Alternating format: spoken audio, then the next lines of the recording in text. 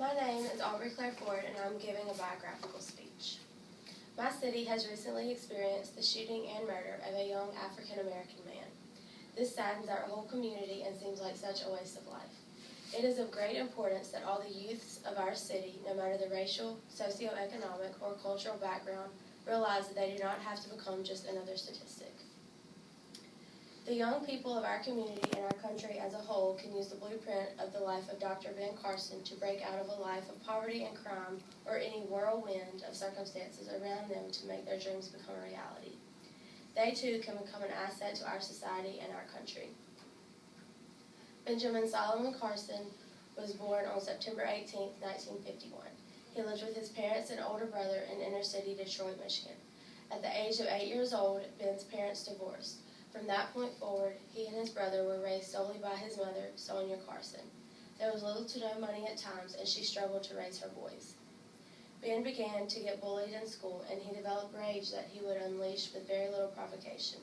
According to Bio.com, one time he tried to hit his mother with a hammer because she disagreed with his choice of clothes. Another time, he inflicted a major head injury on a classmate in dispute over a locker. In a final incident, Ben nearly stabbed to death a friend after arguing over a choice of radio stations. It would seem at this point in life that the cards were stacked against Ben. But no, Ben did not just become another statistic, and much of the credit for this was due to the involvement of Ben's mother, Sonia Carson. The biography of African Americans at Johns Hopkins website reveals much about Ben Carson's early life. It explains that Sonia required her boys to read 2 library books every single week, then write a report on each book. Ben and his brother would have to turn in their reports to be graded by their mother. Because Sonia only attended school through the 3rd grade, this was quite difficult for her. Despite the fact that she could barely read, Sonia would study over each of the reports before placing her check of approval at the top of the page. Another intervention Ben's mother imposed on her sons was to limit the television shows that the boys were allowed to watch. Ben credits the growth of his imagination to his mother's strict television rules. Since he was not allowed to watch very much television, he had plenty of time to imagine and visualize things in his head. Ben has credited his ability to visualize structures in his mind as a contributing factor to his success as a neurosurgeon.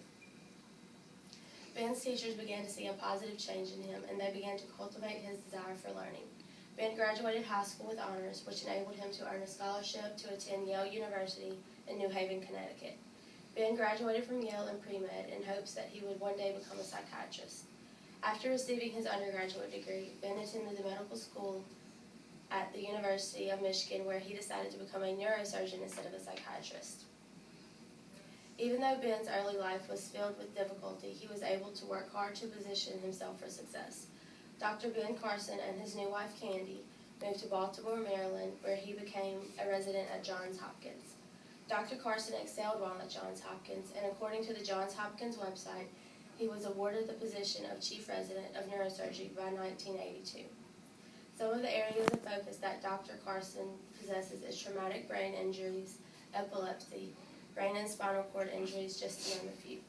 As he worked at Johns Hopkins, he became more and more interested in pediatrics.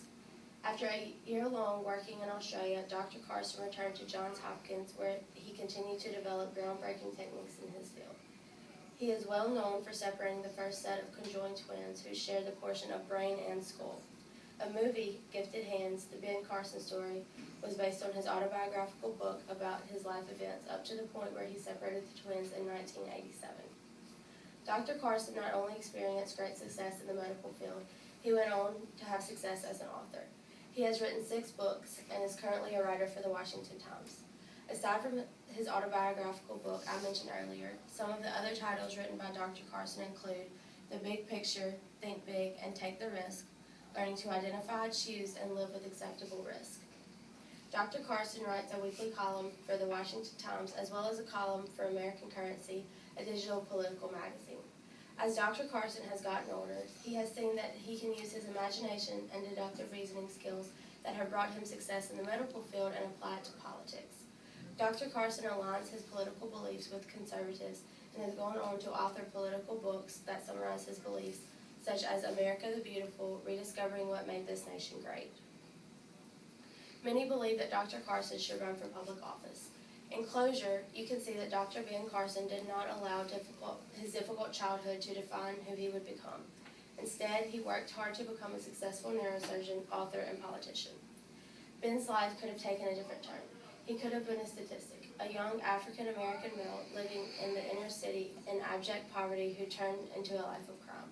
But he didn't. I would like to leave you with a quote from Dr. Ben Carson himself. You have the ability to choose which way you want to go. You have to believe great things are going to happen in your life. Do everything you can, prepare, pray, and achieve to make it happen.